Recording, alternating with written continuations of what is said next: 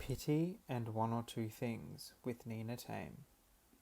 But the really frustrating thing is so much of how sort of some non-disabled people view us is through this kind of pitying, oh, that poor disabled person. And it's like, but yeah, but actually you're fucking contributing to this. Yeah. You know, you think that I am, a tragic. Yeah, well, that's it. And they kind of think you're tragic because of your actual impairment, and your life is tragic because of your impairment. But actually, my life is, my kind of frustrations come more from other people's attitudes and lack of access than they ever do from my own actual stuff. Yeah. I never think like, oh, my impairment makes me so sad because I wish I could walk again. I very, very, very rarely think that. And usually if I ever do, it's more attached to, like you said, something to do with like an access issue. So yeah, most of the time our frustration or our woes, if they want to say that, are attached to attitudes or access. Or but people really don't get that, do they? Like, yeah, like stuff like that. If I've said to somebody before that, I wouldn't take it away, that I'm happy in my life now, and the opportunities and the friendships and just how, I really like who I am at this, now I'm kind of here, and I wouldn't take that away. And people seem so like, what, you wouldn't, if you could walk again, you would, no, Oh, yeah, if the world was fully inclusive and accessible and all of that, or universally designed, whatever model you come from, I would be just tip top. Like I wouldn't, it's not, nothing comes from my actual impairment that causes me to go, I wish this was different. Yeah. And I love that you brought that up, because I feel the exact same way, and people can't wrap their heads around it. Like the stuff that I've learnt and the person that I've become and the growth that I've had, especially at such a young age as well. I had my, so I acquired my impairment when I was 19. So, and now I'm 24. So the stuff that I've learnt in the last 5 years and the person I've become, and like you said, the friendships and relationships you've made, it's just, I would never, ever, ever trade that just so I could walk again. Yeah. I think there's so much value put on walking, and this is probably like a really shit analogy, but like some people can walk on their hands, and that's some like strange little trick that they can do, like acrobats and stuff can walk around on their hands.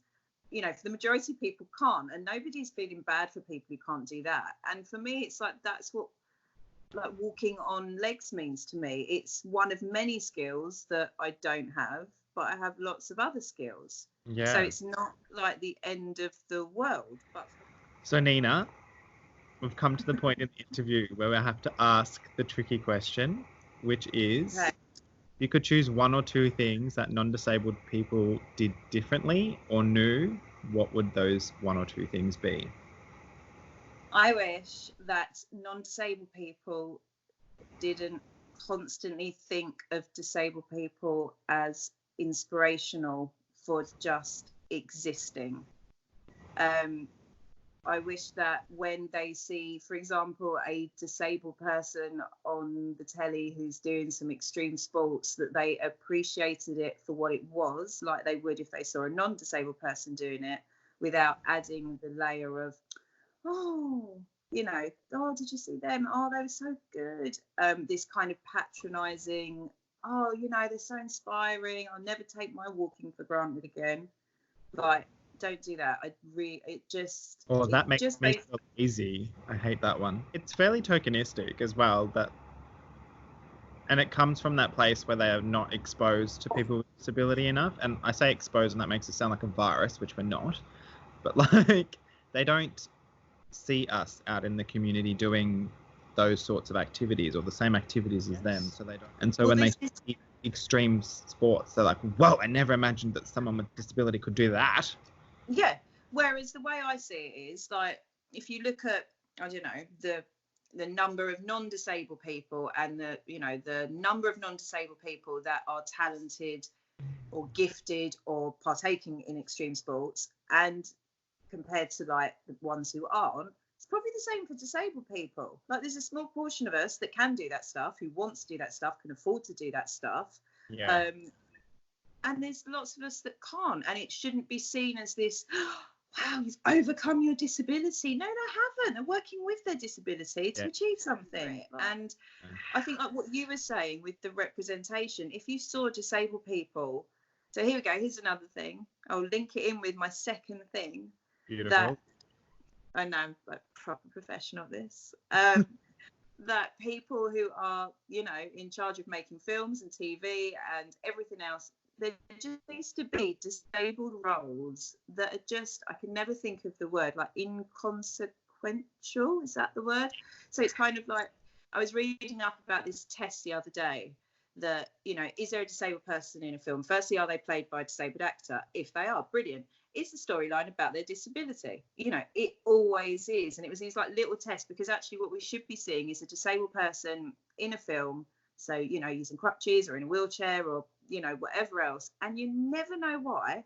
And the storyline never mentions their disability, ever. Yes. You know, they are just happen to be a disabled person, but they're actually, you're seeing another part of their life that is nothing to do with their impairments. Yeah. I love that. And I think that's the thing. That is the thing that makes non-disabled people out in community think that they're allowed to ask, what happened to you? That's why they always think that they're allowed to ask, because it's always explained to them in the TV shows or the movies or whatever else.